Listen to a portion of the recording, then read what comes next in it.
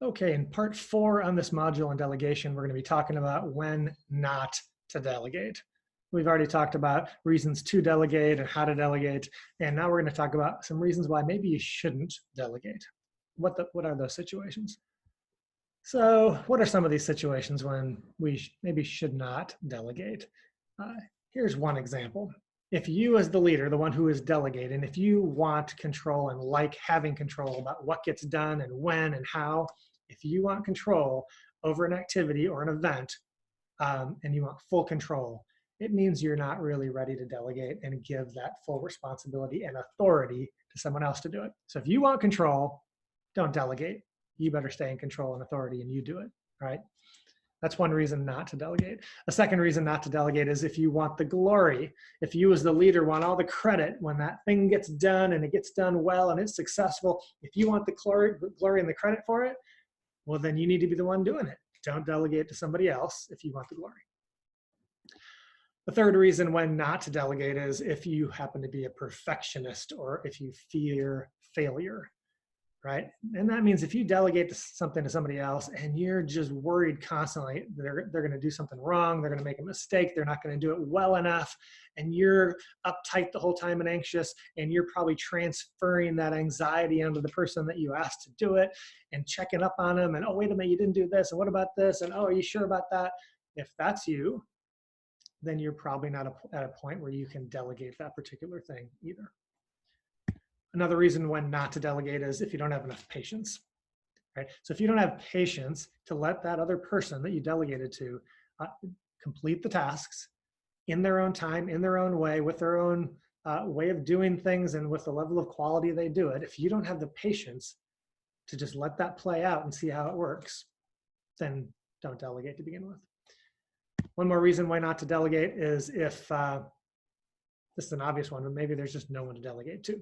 Sometimes there just isn't anyone to delegate to, and therefore you got to do it. You can't just hand it off to somebody else because you don't want it. If they're not the right person to do it, then don't do it. And that's similar to this very last reason when not to delegate, which is sometimes you absolutely are the right person to do something. You're the one who should be doing something. You should be the one who takes the responsibility and has the authority to take some action or complete some activity. If you're the right person to do it, don't try to dish it off on somebody else for whatever reason, whether it's because you don't want to do it, you don't have the time, whatever. If you're the right person to do it, then just do it. All right, so on the other hand, to whom should you delegate? Now we know when not to delegate, but who are the ideal people to delegate to? And some of these we've already talked about here, but I'm going to mention it again. You want to delegate to someone who has the right knowledge and skill set, someone who has the skills necessary to do the job, right? If they don't have the skills, you shouldn't be delegating to them. And here's a funny little cartoon that goes with it, where we've got a king interviewing for a job, and the interviewer says, so what else can you do besides reign? Right? I need to know what your skills are so I can know what kind of job I can get you to do. A second type of person to whom you should delegate is someone who has the right passion and purpose. All right, that's the commitment side where they feel passionately about what it is you're asking them to do. They're excited about it. They are like, yes, I want to do this. This is important to me. If they have that sufficient level of passion and purpose, then boy, yeah, they're a great person to delegate to. It doesn't mean that everything you delegate, someone has to get passionate about. But when you see people who have the skills and they have the passion, you might want to consider delegating that thing to them, right? Here's an example of passion and purpose. Again, here's a principal talking to one of his teachers, and he says, it's true that each week you give 100% to your teaching, but you're giving it 20% per day. In other words, you're not really that passionate about teaching. You're not giving it your all each day. So that's an example of not having the right passion and purpose.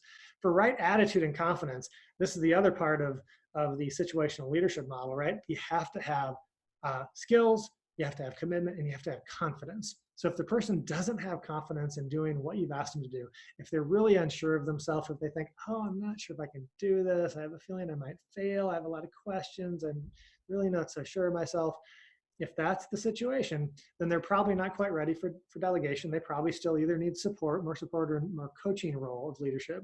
according to the situational leadership model. So right attitude and confidence. And here's a little funny thing here with Moses splitting the Red Sea here. And the person to the left of him has a snorkel and mask on, and Moses says to him, a bit more confidence, please, right? Make sure people have the confidence they need. The last type of person to whom you should delegate is someone who has the right workload, meaning they don't already have too much on their plate, but they have the capacity to take on more work. If you're trying to delegate to somebody who's already overloaded, either they're going to fail at what you asked them to do, or they're going to take on what you've asked them to do and they're going to fail at the other things that they're already supposed to be doing. So make sure that you're delegating to someone who has an appropriate workload level that can take on that work. And one last little funny example from Dilbert, where the employee says, I barely have time to avoid the work I already have, right?